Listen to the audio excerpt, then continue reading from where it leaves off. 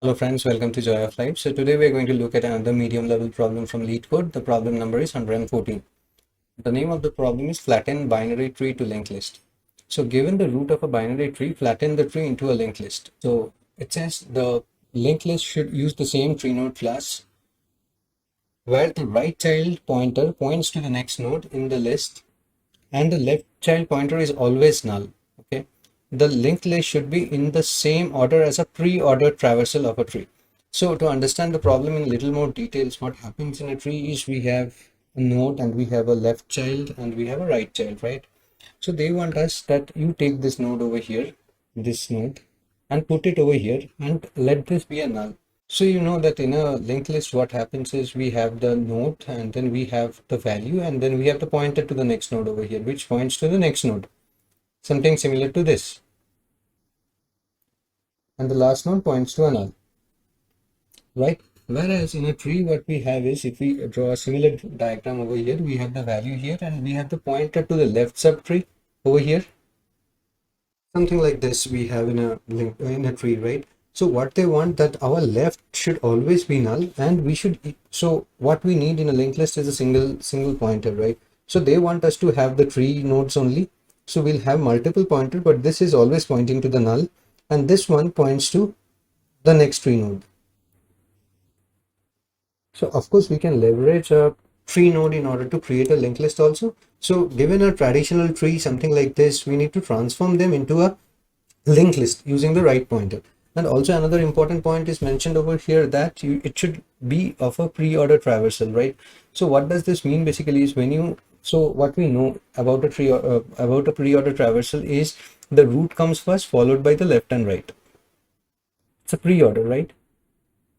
So the root is processed first. So for a tree like this, what we have is a left for this first node 1, right? So we'll treat this and what will, if we convert this tree into a pre-order traversal, it will look something like 2, 3 and 4. So we have to take this node 2, 3 and 4 and put it into the right side of the tree. So 2, 3, 4 will appear first as you see over here. And then we continue to have our 5, 6, the one we have. So 5, 6 is on the right edge only. So there is no problem with them. The problem is with the subtree of 2, 3 and 4, right? So for every node, what we should do is wherever there is a left node, we are going to the right node. So we're going to move them to the right of the tree, but in a pre-order traversal order, right? So 2, 3 and 4, not 3, 2 and 4 or not 4, 2 and 3, but we know what the pattern that we need to follow. So this is the problem all about. So do give it a try and you can check out the solution. This is a very interesting problem. This is another traversal thing that you can say, right? So do give it a try and then you can check out my solution, right? So let's move over to the board and let's check out the solution. So what I have done is I have taken the same tree from the example of Leetcode and we are going to check on this tree. So this tree has many of the cases, right? So what we are supposed to do over here is to move the left of, if we have left in any of the subtrees or for any of the node, we are supposed to move them under this tree. So we see that one has a left, right? So what I'll do is let's get the problem statement over here and understand them in more details.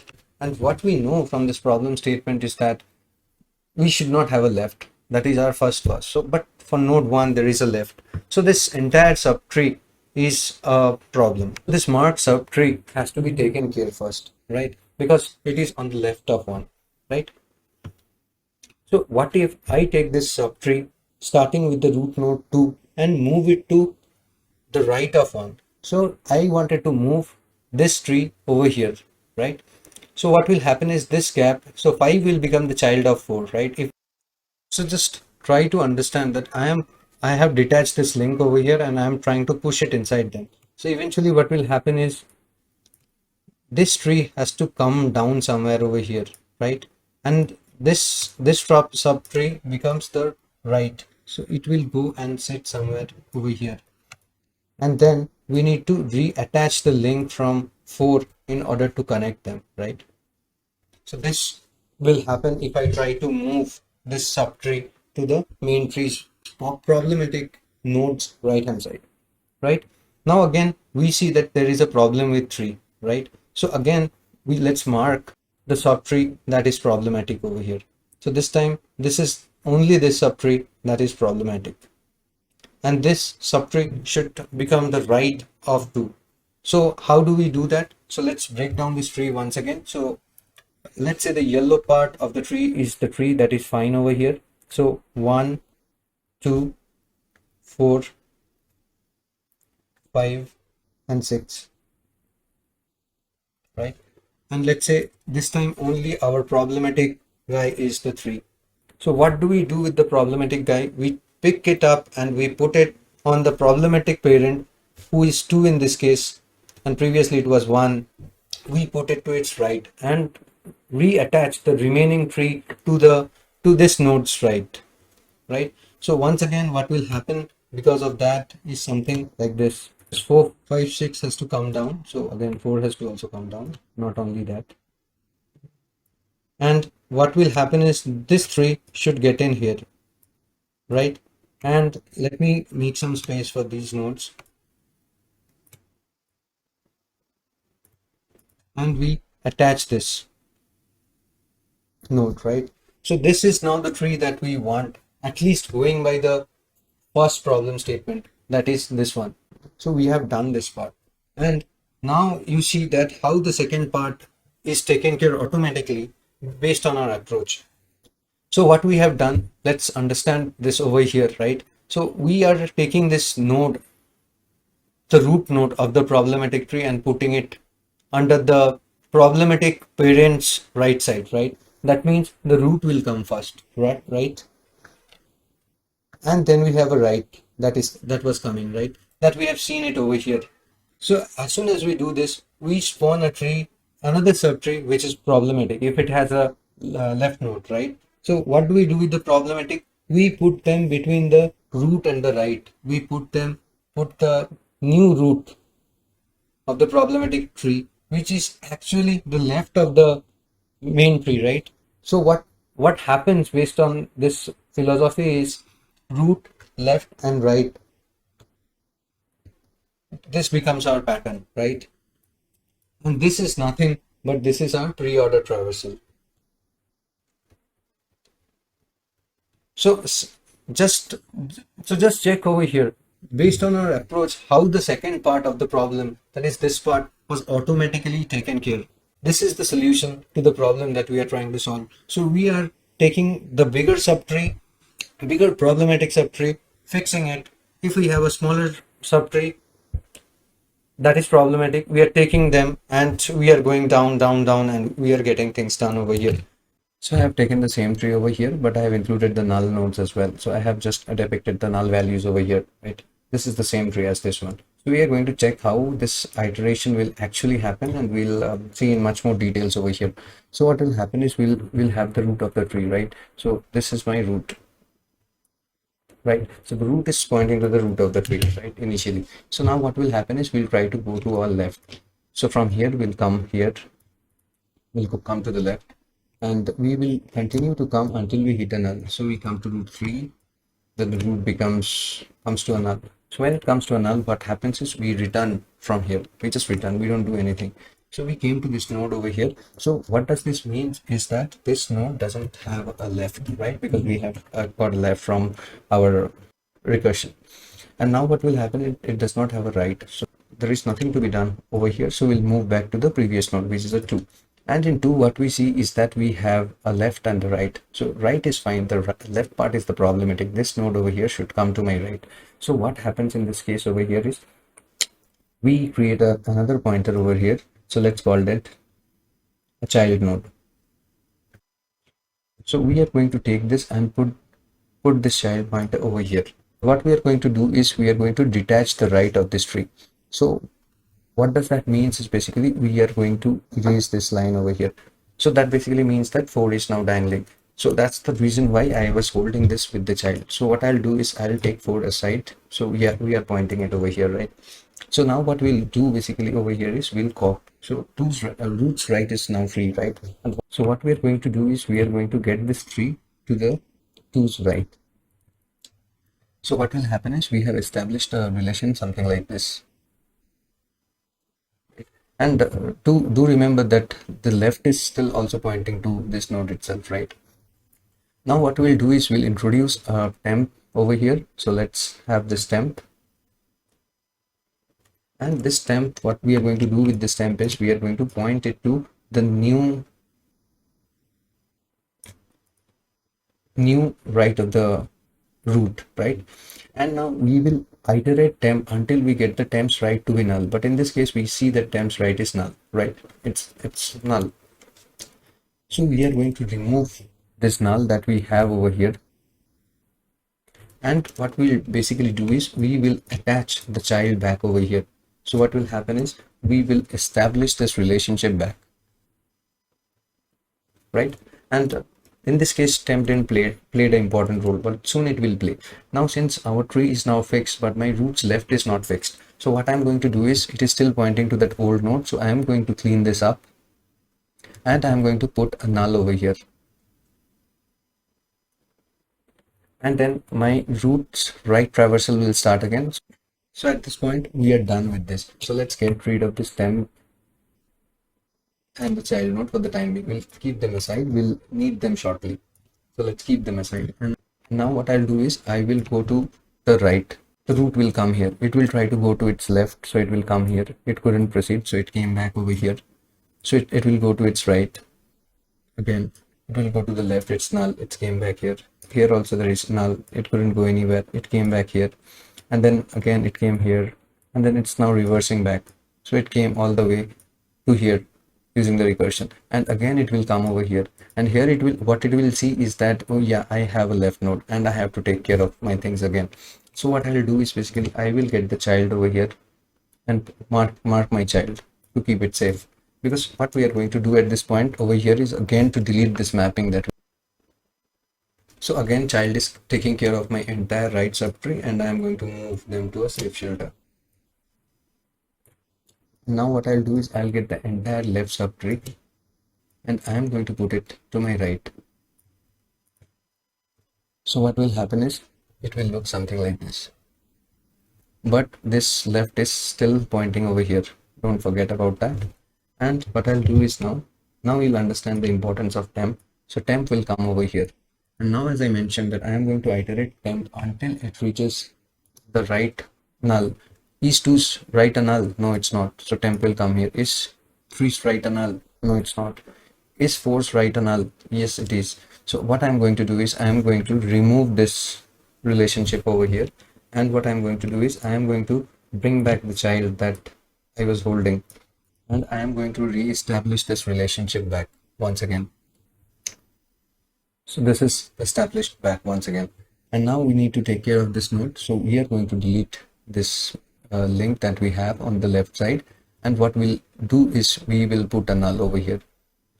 So now if I remove my temp, my work is over, and I'll delete my child as well. So you can see that our tree is now what we wanted it to become, right? It's a linked list with only the right pointers. So this is what exactly we are also trying to do over here, the previous example that we have seen. But programmatically, it will be something like this that we have just seen. Let's head over to Leetcode and try to solve this problem. Okay, so first thing that we are going to do is if we are going to check if root is null, then there is no point in going any further, right? So in that case, we'll be returning directly, right? Otherwise, what we are going to do is we'll continue to go until we find a null. We'll continue to go left until we find a null. So the moment we find a null, this is going to make us return back node. Once we hit a null, we'll come back to the node from where we went to null, right? So here we are going to see that does it have a left?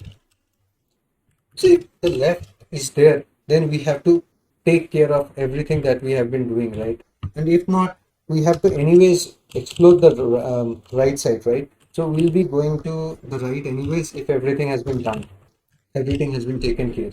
So here we'll do whatever we have discussed. So here we'll have a right child and we are going to hold the roots right child over here, right? And once we have done that, so we are taking care of the right in a variable so that we don't end up losing it. So in the roots right, we are going to put roots left, right? So we have successfully done the movement of the left node to the right of the actual problematic node, right? And now, as we have discussed, we are going to have a temp, and this temp will start from root dot right, root dot right or root dot left, both are same thing. And we are going to go on until temp dot right is null.